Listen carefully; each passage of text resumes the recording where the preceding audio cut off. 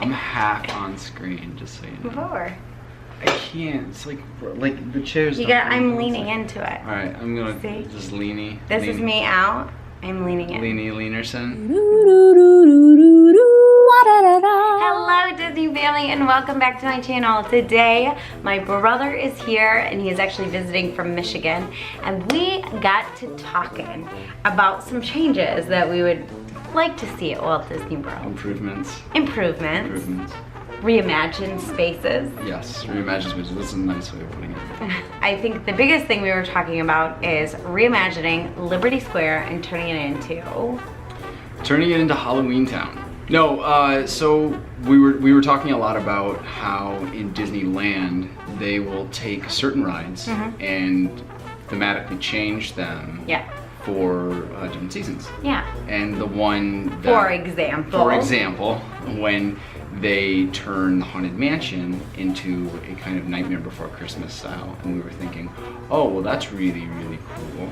Wouldn't it be cool if, with the advent of all of these new lands that are coming out, Toy Story Land and Star Wars Land, what if they did a seasonal land as well, and Liberty Square would be ripe for the picking. Yeah. It is not got a lot of rides going on there. No, it's almost, I feel like Liberty Square has become a walk-through space. It definitely has. You know, like there's like, oh, the Haunted Mansion is there, but nothing else is there. Right. And it's just, you guys can hear Rosie, but it is just a walk-through space at this point. I mean, they have the Hall of Presidents, but the Hall of Presidents has become so divisive. Yeah. Like, certain people won't see it because this president's there, and certain people won't see it because this president's there, and I've been boycotting it for the last 4 years, and I won't go see it for the next 4 years.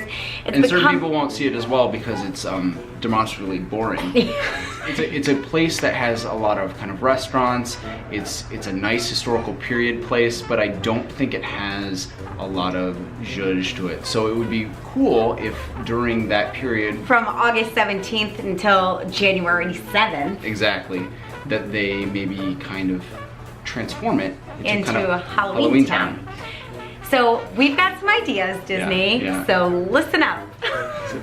So first and foremost, one of the things that they can do is take the Haunted Mansion and rebrand it to be Nightmare Before Christmas. The same that they do in Disneyland. Exactly. But some of the iconic set pieces that they have in the movie, in Nightmare Before Christmas, are that graveyard, and that's already there in the Haunted Mansion, so that they can kind of rework that. They've got the kind of little twisty mountain thing that Jack and Sally go on, and it gets frozen over at one point as well when it becomes Christmas time at the end of the movie. Yeah. But they could definitely they could build that set piece out a little bit, add some pumpkins to that area. And what we were started to talk about was, wouldn't it be cool to make kind of a traveling show? Yes, because okay, so this is something Disney has never done. At least it's something we've never seen done at Disney. And so essentially, each piece that is some sort of choreographed piece into the story of Nightmare Before Christmas. Right. So the taking out the Hall of Presidents and making it like the town hall. Yes. And doing like the town hall when Jack does the big reveal of like what he finds in Halloweentown to the rest of the residents of Halloweentown. That town hall would be perfect to become where the Hall of Presidents is there. It even kind of looks like it as well. And we also talked about how where you take the riverboat and making that into kind of like Oogie Boogie, Dr. Finkelstein's like the island. The island behind it. You could make the Dr. Finkelstein's tower, and then the riverboat you could make as a set piece as part of. You can make like the Oogie Boogie fight between him and Jack, and like make that work out there. Or I'm sure there's a myriad of other things that you could do as well. And then and then the Diamond Horseshoe, make it into like a Sally and Jack love piece. I like it. I like it. I love it. I love it. But the idea also is that you could make your fast passes so that you're able to do this kind of trajectory of this story. Yeah. But you can also make a separate ticketed event. Yes. So that you make it a Nightmare Before Christmas party, and people can go specifically to go see this. Obviously, they have meet and greet character. Right.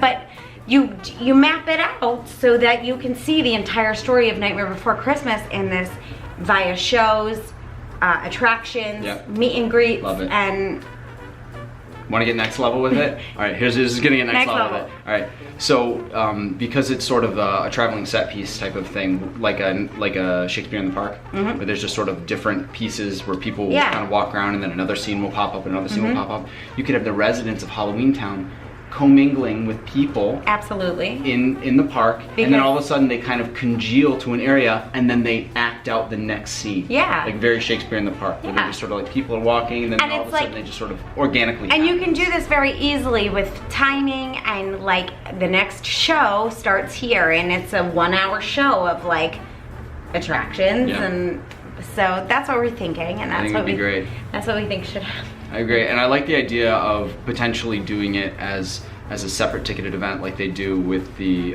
Mickey's Not So Scary Halloween Party. They do it with the Mickey's Christmas Party. Right. So you could do that where you can do an after park thing, so you have a lower population of people. You can kind of control it a little bit more, and that people can kind of understand what's going to happen, because it's going to be a novel concept, and people aren't. So it gives you an opportunity to let the staff members explain how it's going to work, and you can prime people, and then they can get through. And shows start at 7, and they run every hour until midnight. So 7, 8, 9, 10, 11. So there's what, 5 shows in a night? Yeah, absolutely. I think it would be really cool, and you could spread it out even into part of Frontierland if you needed like a little bit more space. Or even when you buy your ticket, you sign up for a showtime. So you know what time you're going to experience the show at, which means you can do other things in the park, whether it's, or of course they have to do a Nightmare Before Christmas parade. Yes.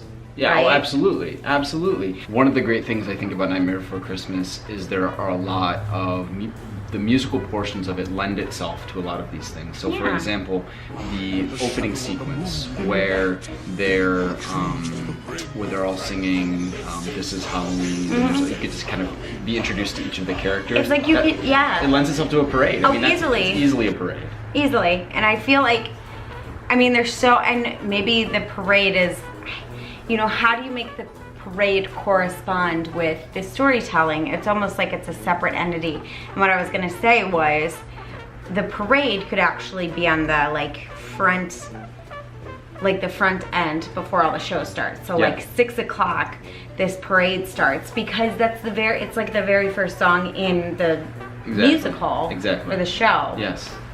I like that a lot. Now what I think would be interesting, and this might be a tricky part, is because there's that whole section in Nightmare where they go to Halloweentown. And so how do you represent pieces of Halloweentown? When we were chatting a little bit about it in the car, we were talking about, there are some pieces that you could bring in, like there's that little bakery, and there's that has a little pastry. And there's the Ye Old Christmas Shop is already like a part of, it's already there. Right. So I think it would be really cool to have like some of these Christmas themed stuff kind of mixed in. It would look very, very Nightmare Before Christmas. Yeah, and very like part of the entire experience as it. And it's not like they don't have any Christmas stuff, you know what I mean? It's not like they can't like dig out the Christmas props. Yeah. They've got plenty of that. So I think that there's already sort of precedent for some of those things, even with the existing set pieces that are there in Liberty Square.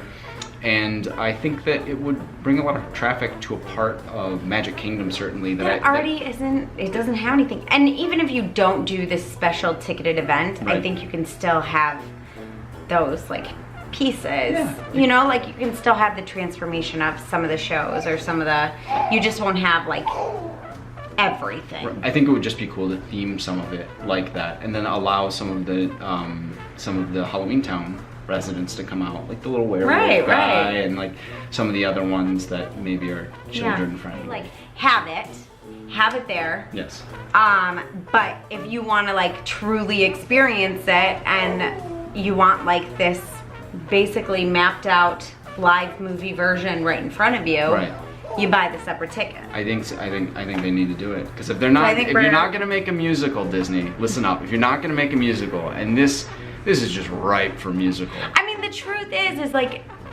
it has such a cult following. Oh yeah, absolutely. Like Nightmare Before Christmas, I mean, like, you're part of this cult following. Yeah. It's like your favorite movie. Yeah, it's awesome. It's a great movie. Your son now, it's his favorite movie as well. Absolutely. So I think that like, because it's got such a following, and people would eat this up. Absolutely. People would love it. And the fact that, you know, Sally and Jack do come out, I think, or at least certainly Jack does, that you can do a meet and greet with them. But the line to meet them is only during Mickey's Not So Scary Halloween Party and the Christmas party. But it's like a 2.5 hour line for the meet and greet, and it's only during that time. So unless you go to that special event, and unless you're willing to wait that amount of time, it's the only time you actually get to meet the character. I mean, come on, this is like photo pass opportunities. So like, as part of this, like, 1 you go here, 2 you go here, 3 you go here, 4 you go here, you meet Jack, regular Jack and Sally. And number 10 is Santa Claus Jack. You know, like, this is, and it also gives the opportunity to meet these like very rare characters. But this party would sell out. This party would sell out like crazy, like gangbusters. Exactly. And I think the interesting thing is too, because I know that Disney is really careful about not showing one character, the same character at any one given time, but they wouldn't have to because everything's timed, right? Like there's set pieces that go and come, or come and go. So just like a musical, when somebody comes out and does a costume change, it would be exactly like that. So it would work out. It would work out. We already did all the work for you. We've done it. Just hit that money lever. Yeah, exactly. Just put in the money. Put in the money and then receive a lot more, because pretty much that does easily pay for itself in week 1. So we hope you enjoyed this. If you did, go ahead and leave us a comment below. Let us know what you think. What are some of your ideas? We would love to hear them. And if you are not a part of my Disney family, go ahead and hit that little red subscribe button. I would love to see you back here. And as always, I hope to make your trip just a little more magical. See you guys real soon. Bye. See ya. Come with us and you will see this our town of Halloween. This is Halloween, this is Halloween. Pumpkins scream in the dead of night. This is Halloween, everybody make a scene, trick or treat.